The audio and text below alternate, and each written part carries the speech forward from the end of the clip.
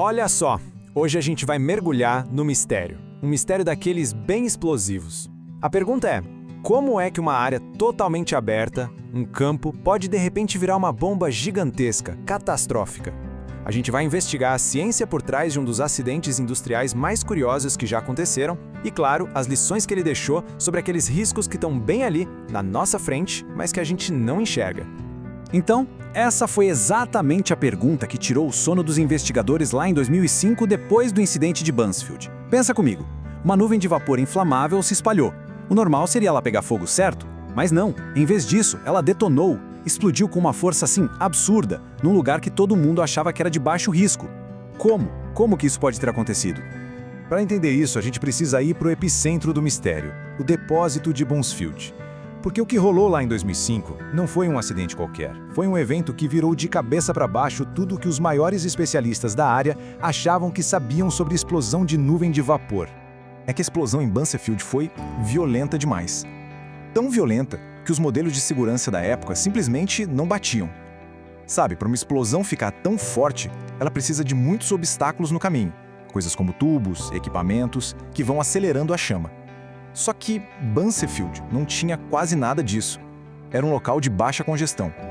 E foi essa contradição, essa peça que não encaixava, que deu o pontapé inicial para uma das maiores investigações científicas que a indústria já viu. Então, para resolver esse quebra-cabeça, os cientistas tinham que, recriar a explosão. E a abordagem deles foi genial, atacando por duas frentes. Primeiro, simular tudo no computador, digitalmente. E depois, ir lá e construir uma réplica para detonar no mundo real. Isso mesmo. E aqui a coisa fica muito interessante. Essa abordagem dupla. De um lado, eles usaram modelos de dinâmica de fluidos computacional, o famoso CFD. Pensa nisso como um túnel de vento digital, onde eles podiam simular toda a física complexa da explosão no computador. E do outro lado, a coisa real. Testes físicos gigantescos com explosões controladas de verdade para ver se os dados do computador batiam com a realidade. E quando eu digo testes, eu quero dizer testes com uma precisão absurda. A gente está falando de capturar dados a cada 10 microsegundos. Câmeras de altíssima velocidade, filmando a 1.200 frames por segundo, sensores de pressão super sensíveis. Cada milissegundo, cada pedacinho da frente de chama era vital para eles finalmente entenderem o que estava acontecendo de verdade lá dentro daquela nuvem de vapor. E foi exatamente aí, nesse nível de detalhe que ninguém nunca tinha olhado antes, que veio a grande virada. A resposta para o quebra-cabeça de Buncefield não estava no aço, nos equipamentos, mas em algo que todo mundo tinha simplesmente ignorado até então: as árvores. Olha que loucura!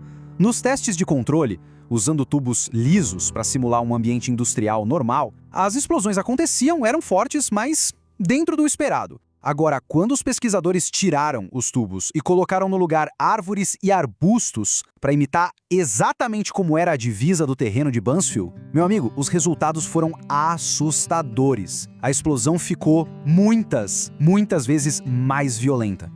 E esse número aqui na tela dá uma ideia do que a gente está falando. A velocidade da chama passou de 600 metros por segundo. Isso é quase o dobro da velocidade do som. E essa aceleração toda, essa velocidade absurda, é o passo fundamental para acontecer o fenômeno mais perigoso que existe numa explosão: a detonação. E os dados não mentem, eram inegáveis. Esse gráfico aqui deixa tudo bem claro. Olha a diferença. Os testes com árvores cheias de folhas, como abetos e bétulas, geraram picos de pressão gigantescos.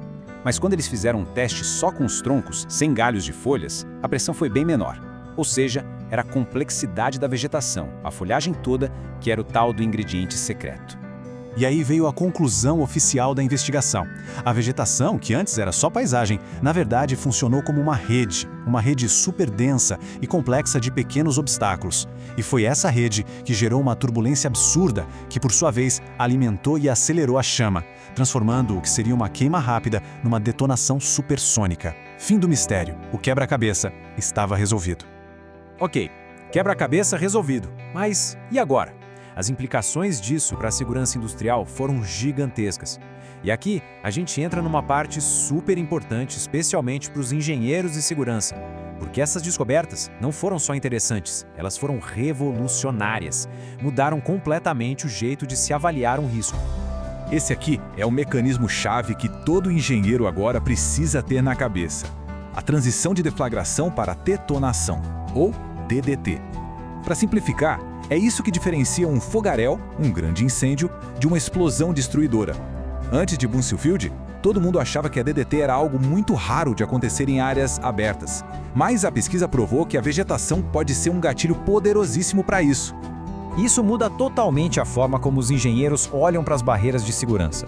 Sabe as barreiras preventivas, aquelas que tentam evitar o vazamento? Bom, essas continuam sendo a prioridade número 1, claro. Mas a grande mudança foi nas barreiras mitigadoras, aquelas feitas para diminuir o estrago se o pior acontecer. A visão sobre elas mudou da água para o vinho. Não é mais só uma questão de deixar espaço entre os equipamentos. Agora, uma fileira de árvores densas tem que ser analisada com o mesmo critério, o mesmo rigor que um emaranhado de tubos. Então, no fim das contas, o que a gente tira de tudo isso? A investigação de Buncefield fez muito mais do que só resolver o mistério. Ela deixou um legado, sabe? Lições importantíssimas para a segurança industrial no mundo todo.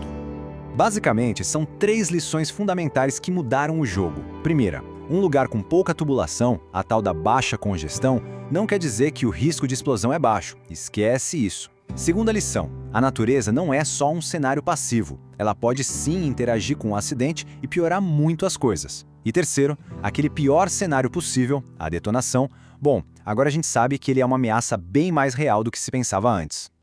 E a história de Buncefield acaba deixando a gente com uma pergunta bem importante. Ela mostrou como uma coisa que parecia inofensiva, árvores e arbustos, pode na verdade multiplicar uma catástrofe. Isso faz a gente pensar que outros perigos ocultos, que outros elementos comuns do nosso dia a dia a gente pode estar subestimando. Quais serão os próximos efeitos da vegetação que estão aí escondidos bem na nossa frente?